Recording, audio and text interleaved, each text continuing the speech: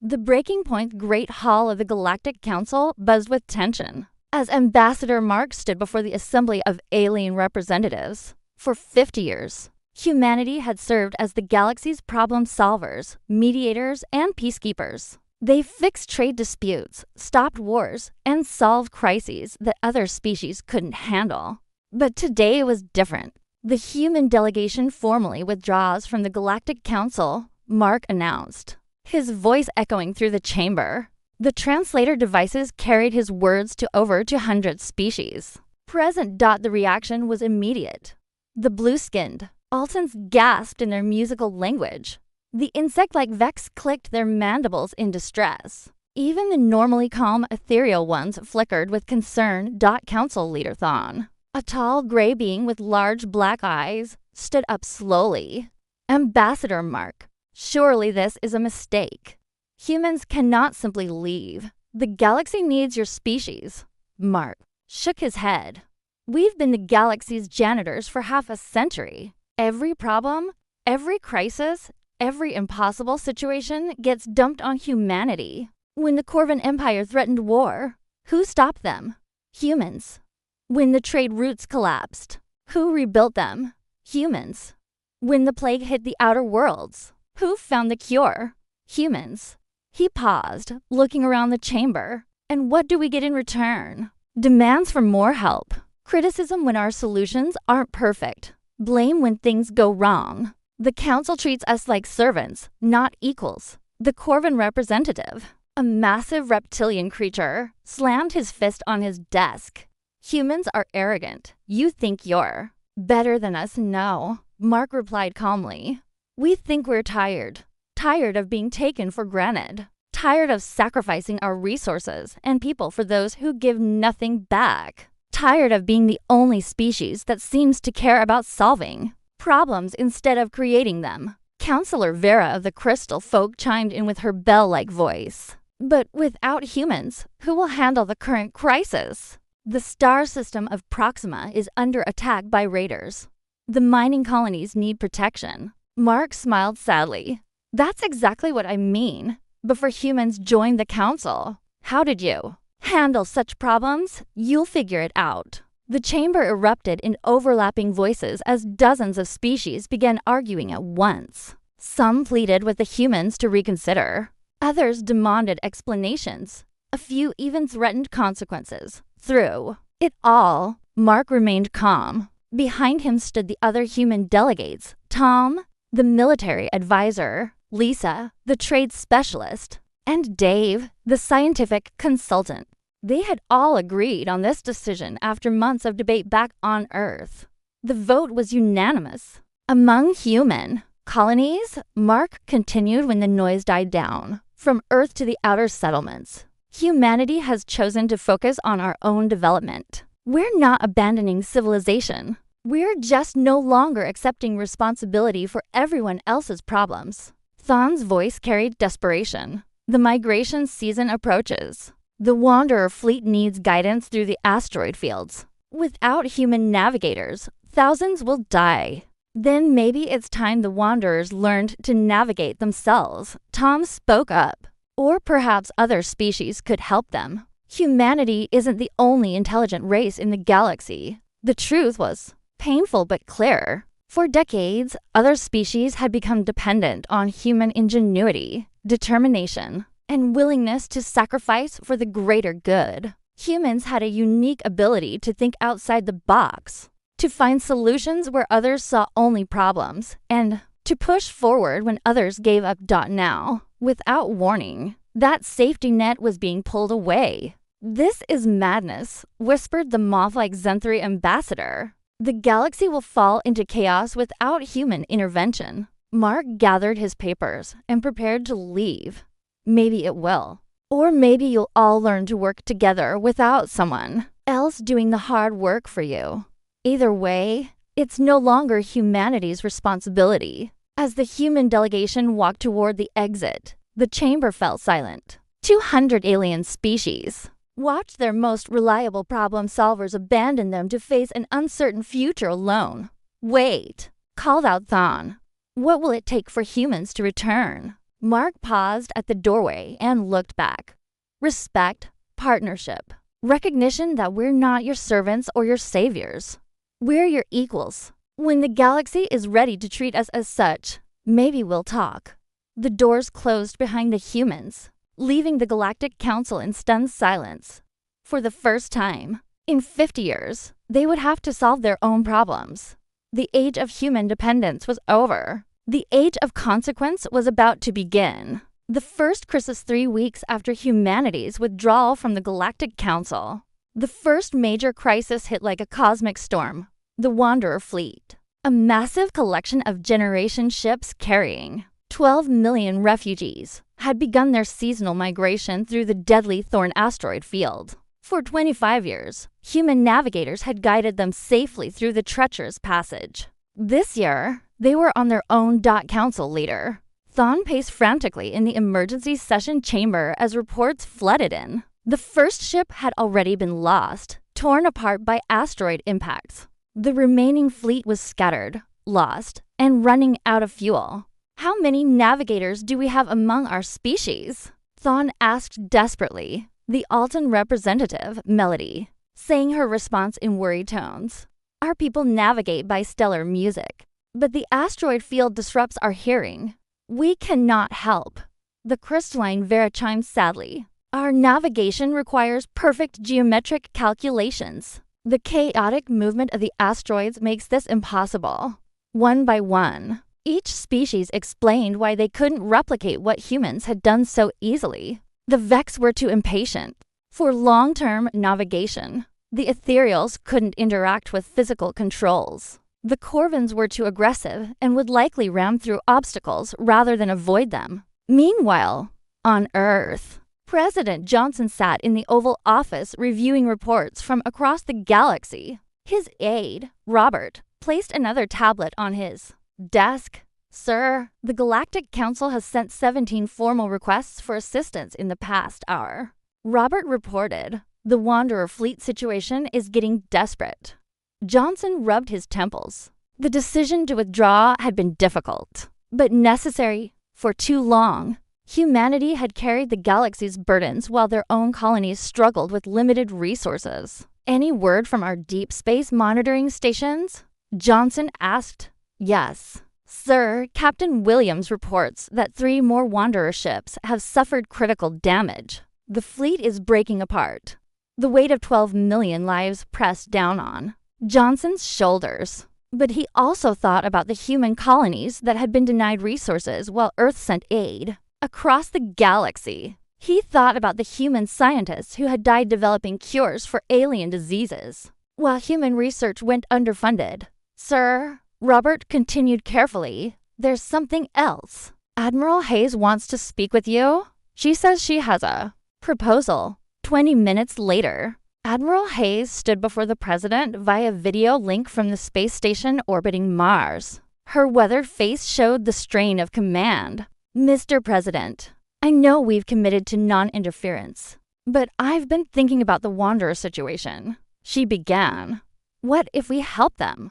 But on our terms. Johnson leaned forward. Explain. We don't send our navigators to guide their fleet. Instead, we offer to teach them full navigation training for their people. But they have to come to us. They have to acknowledge that they're learning from us, not being rescued by us. It was a clever solution. Help without enabling dependence. Back at the Galactic Council, panic was setting in. More crisis reports arrived early. The mining colonies at Proxima were under attack, and their distress calls went unanswered. A plague had broken out on the trading hub of New Centauri, and no one knew how to contain it. 40 years ago, before humans joined us, how did we handle such things? Asked Councilor Rex of the Corvin Empire. The chamber fell silent. The uncomfortable truth was that 40 years ago, many of these problems simply weren't solved. Refugee. Fleets died. Plagues spread. Pirates raided unchallenged. The galaxy had been a harsher, more dangerous place. Humanity had changed that, but in doing so, they had made everyone else forget how to handle crises independently. Thawne's communicator buzzed with an incoming message from Earth. He read it quickly. and his large eyes widened with hope. "The humans have sent a response," he announced to the chamber. "They offered to train Wanderer navigators, but the fleet must come to human space. The training will take 6 months." 6 months, shrieked the Zenthri ambassador. "The fleet will be destroyed by then." But the Wanderer representative, an elderly being named Keeper Old Path, spoke up. "We accept. Better to learn late than never to learn at all." As the session continued, a pattern emerged. Humanity wasn't completely abandoning the galaxy to chaos. They were offering something different. Knowledge instead of solutions, teaching instead of doing, partnership instead of service. The question was whether the galaxy's species had the humility to accept this new relationship. For many, asking for help had always been easier than learning to help themselves. The age of easy answers was over. The age of hard lessons had begun. Learning the hard way months into humanity's withdrawal, the galaxy was learning painful lessons about independence. The mining colonies at Proxima had fallen to raiders. After a desperate 3-week siege, the Corvan Empire, known for their military might, had sent a massive fleet to help. They arrived to find the colonies already destroyed, and the raiders long gone. How did the humans always know where to find them? Admiral Koss asked his tactical officer as they surveyed the wreckage. "Human intelligence networks, sir. They had agents and informants throughout the outer systems. We never built such networks because we never needed to." The truth stung. The Corvans were excellent warriors, but they had relied on human intelligence, gathering for decades. Without that information network, their powerful ships were just expensive metal floating in space. On the trading hub of New Centauri, the plague situation had grown desperate. Dr. Elena, one of the few human medical advisors still working off-world, watched through quarantine barriers as alien doctors struggled with containment protocols. "Why don't you just synthesize the antiviral compound?" asked Dr. Krill, a Vex physician whose mandibles clicked with frustration. Elena sighed. "Because you haven't identified the virus strain yet. Humans don't just throw random chemicals at diseases. We study, analyze, test, and then create targeted treatments." The Vex were natural chemists, capable of producing complex compounds in their own bodies, but they had always relied on human diagnostic skills to tell them what to produce. Now, without proper identification of the pathogen, their abilities were useless. Meanwhile, in human space, something remarkable was happening. The Wanderer fleet had indeed arrived at the human training facility near Jupiter. Captain Brown, head of the Navigation Academy, watched as 50 young Wanderers struggled with basic stellar positioning. "This is harder than we thought," admitted student Wave Rider, a Wanderer youth whose bioluminescent patches flickered with concentration. "How do humans make it look so easy?" Captain Brown smiled. "Practice. Lots and lots of practice. Your people have been following migration routes for generations, but you never had to create new ones. That requires different skills." What fascinated Brown was how quickly the Wanderers adapted. Once they understood the underlying principles, they weren't stupid or incapable. They had simply never been required to learn these skills before. Back on Earth, President Johnson received daily briefings on the galaxy's struggles. The reports painted a complex picture: chaos and suffering, but also unexpected cooperation. "The Altons and Crystal Folk have formed a joint research initiative," reported Secretary of Space Affairs Anna. "They're trying to develop new medical scanning techniques to replace human diagnostic methods. Any success? Limited, but promising." The Alton's sonic abilities combined with crystalline precision are producing interesting results. "It's crude compared to human methods, but theirs." Johnson nodded. This was what they had hoped for, not collapse, but growth. The galaxy's species were finally being forced to develop their own capabilities. However, not all reactions were positive. The ethereal ones, beings of pure energy who had often served as mediators, sent an angry message to Earth. Human stubbornness, causes unnecessary death. Your species lacks wisdom. The message stung because it contained truth. People were dying who might have lived if humans had continued their interventions. Every report of casualties weighed heavily on human leadership. But then came unexpected news from the Outer Rim. The Zenthari, moth-like beings previously considered weak and ineffective, had successfully defended 3 systems from raider attacks. They had done it not through superior firepower, but through an innovative network of early warning systems, using their natural ability to sense electromagnetic fluctuations. How did they manage that? Johnson asked. Anna consulted her notes. Apparently, they've always had the ability to detect ship movements across vast distances. But they never used it for defense because humans always handled security. Now that they had to protect themselves, they developed the technique. It was a revelation. The Zenthari weren't weak, they had just never been allowed to discover their own strength. Similar stories began emerging from across the galaxy. The peaceful ethereals were learning diplomacy without human mediation. The aggressive Corvins were developing patience and strategy. The individualistic Vex were learning to work in teams. The process was messy, slow, and sometimes tragic.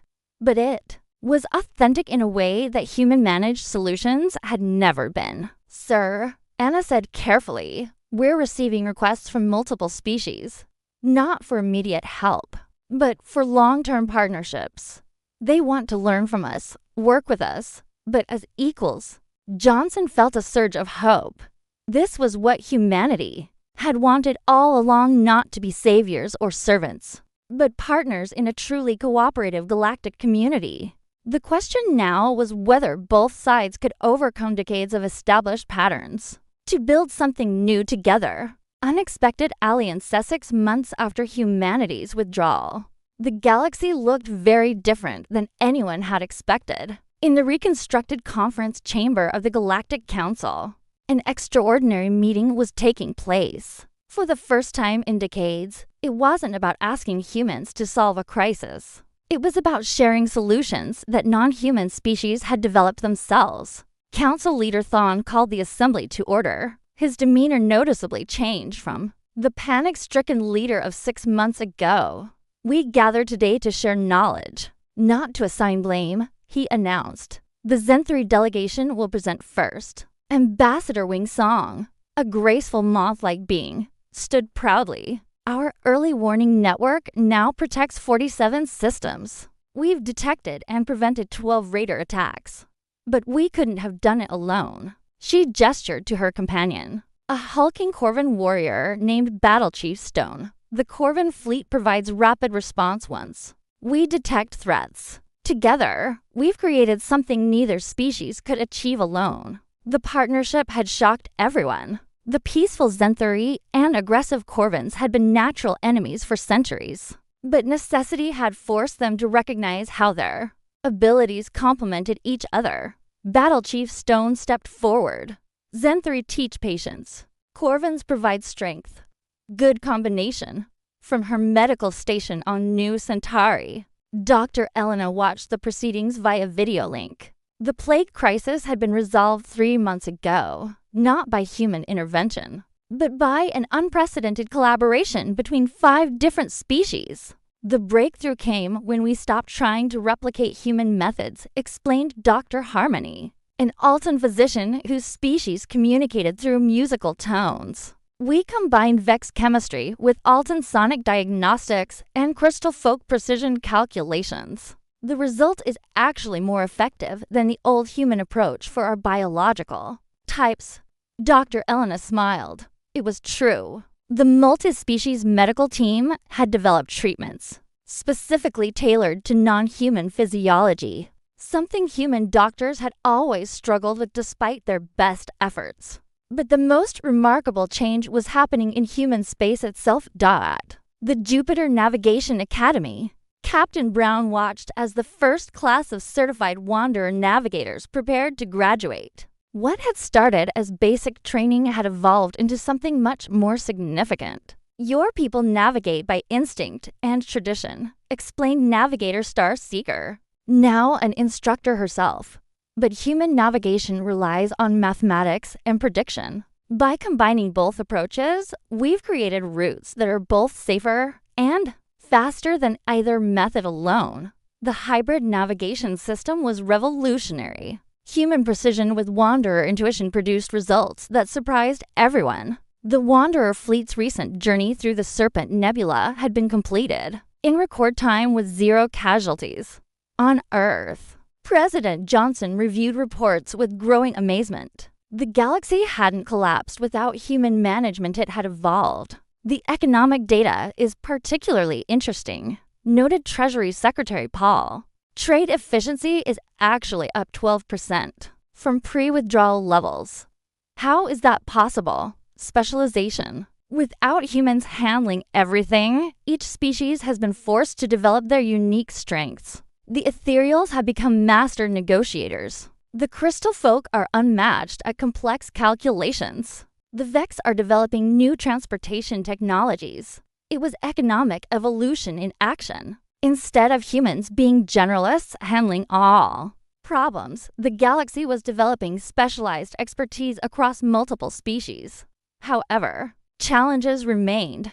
A new crisis had emerged in the spiral arm systems, where an unknown alien artifact was causing spacetime distortions. The phenomenon was beyond anything the galaxy had encountered before. This is the type of problem that would have been immediately handed to humans in the old system, Thon explained during his private communication with President Johnson. But we've decided to try a different approach, which is, we're assembling a joint research team with our best minds from every species. Instead of relying on human genius, we're combining everyone's intelligence. The research station orbiting the mysterious artifact buzzed with activity. Ethereal ones analyzed energy patterns while crystal folk calculated spatial mathematics. Vex chemists worked alongside Alton sonic specialists. Even the normally solitary wanderers contributed their deep understanding of cosmic phenomena.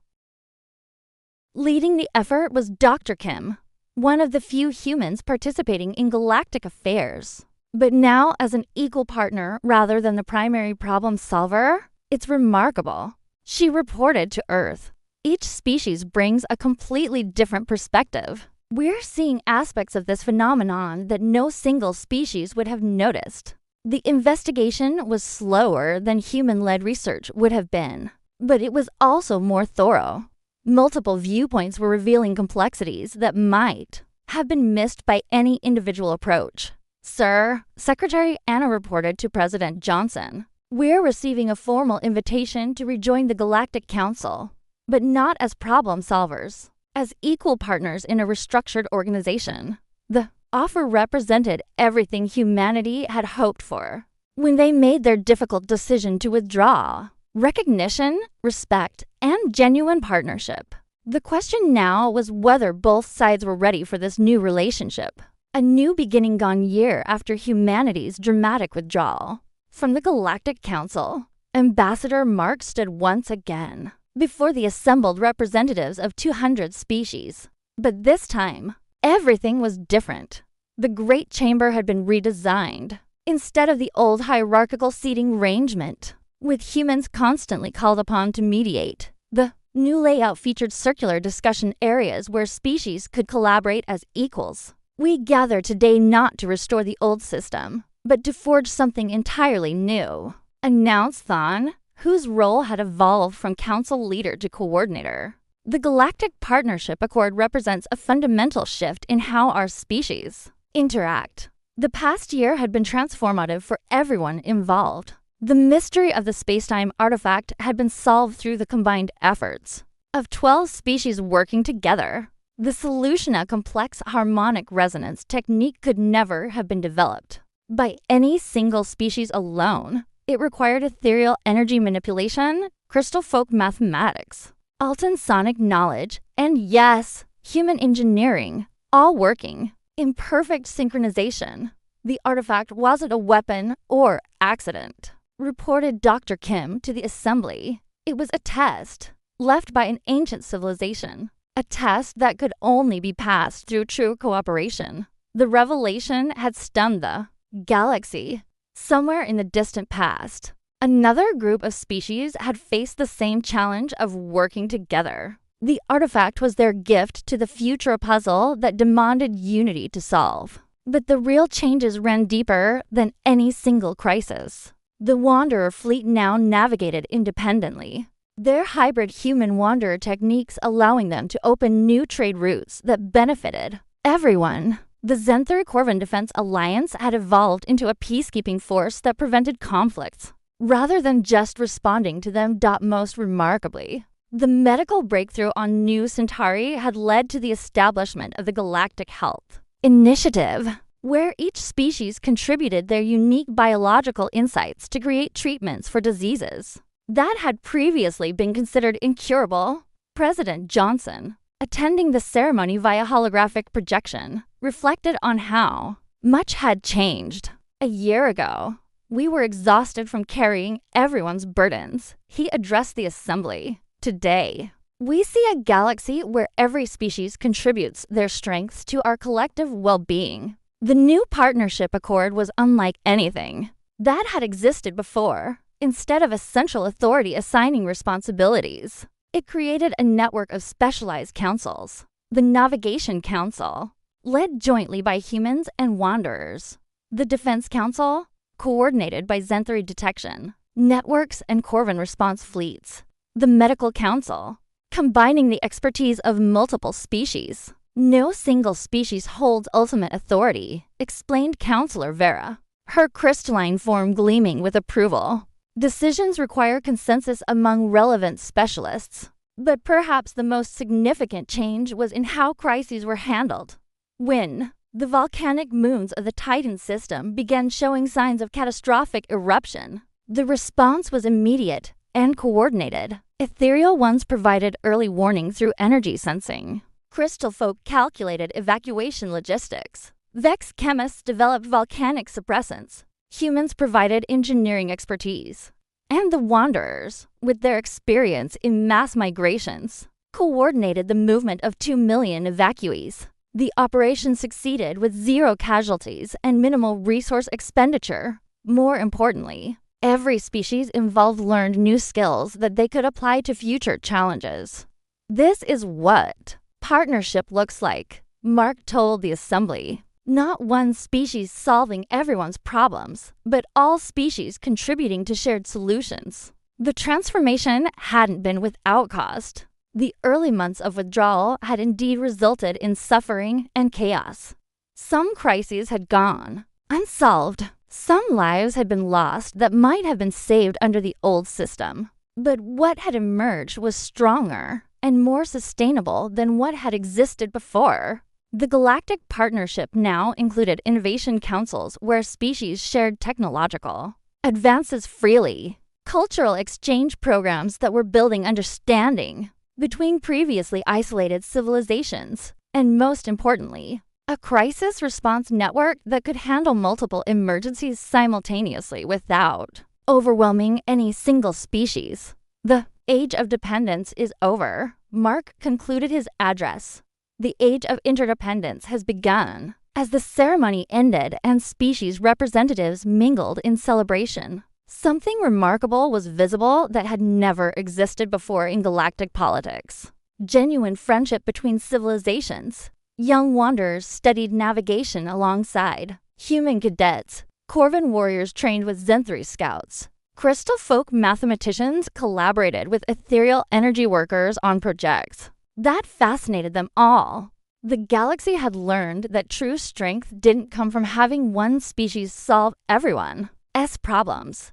It came from everyone contributing their unique gifts to challenges that affected them all. Humanity had gotten what they wanted: respect, partnership, and recognition as equals. But more than that, they had helped create something unprecedented in galactic history, a true cooperative civilization, where every species mattered. The future stretched ahead, full of challenges that no single species could face alone. But for the first time in centuries, the galaxy was ready to face them together. Asterisk.